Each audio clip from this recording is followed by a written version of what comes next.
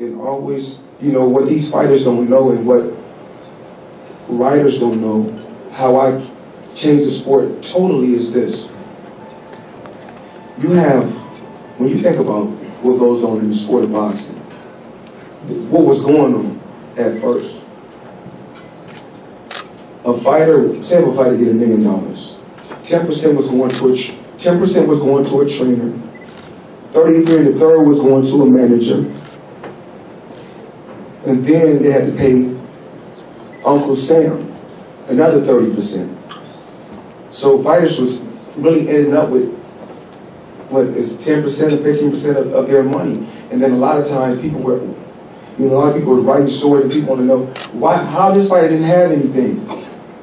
And you got to realize this sport of boxing this is a dirty sport. This is a dirty sport, and only 1% of fighters make it. I mean, make it to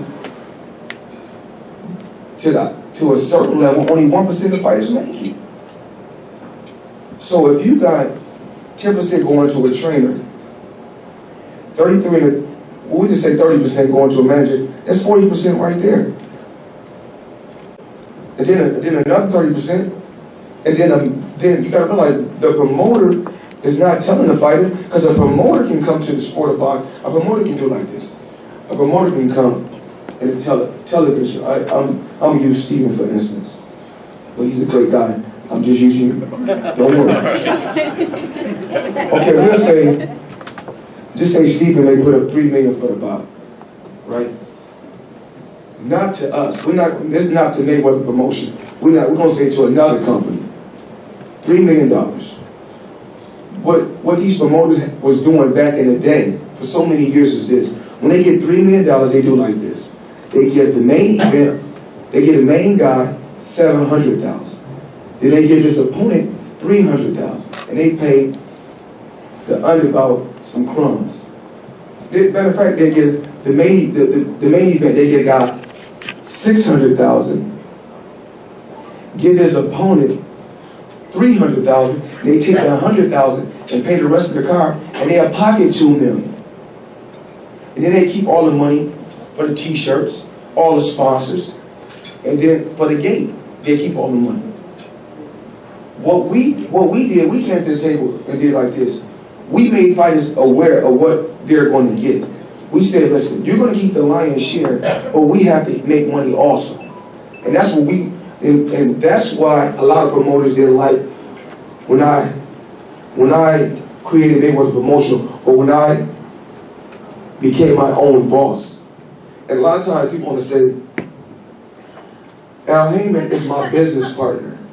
You know, a lot of times people want to say, well, Floyd Mayweather Sr. was his manager, this guy is his manager. Al Heyman was my advisor, and then we became business partners. Together, me and Al Heyman worked together, and now in the sport of boxing, I think we have 200 or 300 fighters. But that didn't happen overnight. Al Heyman is a brilliant. When I say I'm talking about when it comes to business, I mean, he's a very shrewd businessman, just like Leonard Ellaby. And it takes brains to want to surround yourself with brains. That's why I deal with guys like Al, and I deal with guys like Leonard. They got a master's degree. I cannot, I want guys that's sharp, that's going to make intelligent moves. Because if I'm somewhere overseas and someone has to make a business decision, I would say to myself, listen, what would Floyd do?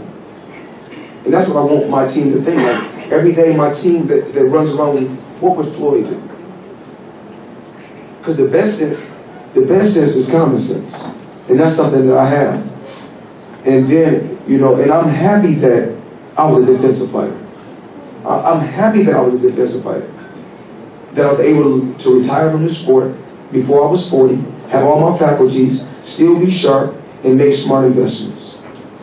We need more fighters to be like this.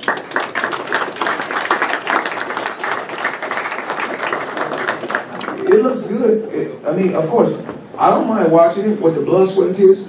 I don't mind watching it, but it's not going to be me. That's not me. And they said, Floyd, he's a born fighter. I said, well, I don't mind being born. I can make over 800 men. You know, well, I think we need more born fighters like me, more smart fighters. But I really want to thank everyone in this room. I want to thank everyone in this room. I want to even thank all the fighters that's out there competing and working hard. Keep up the great work. Writers, write what you feel. Every story is not going to be peaches and cream. Every story you guys wrote about me wasn't peaches and cream. But fuck it, I didn't care. But you guys as commentators, you know, you great commentators. If you're with a network, I'm gonna tell you this.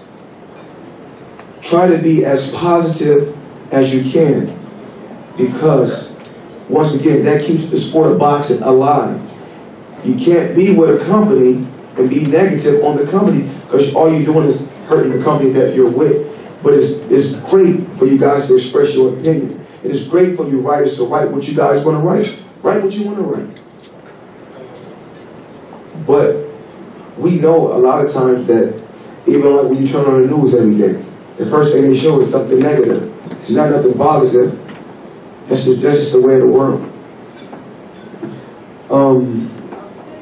Anybody don't forget? I want to thank you. I really want to thank you. I want to thank you.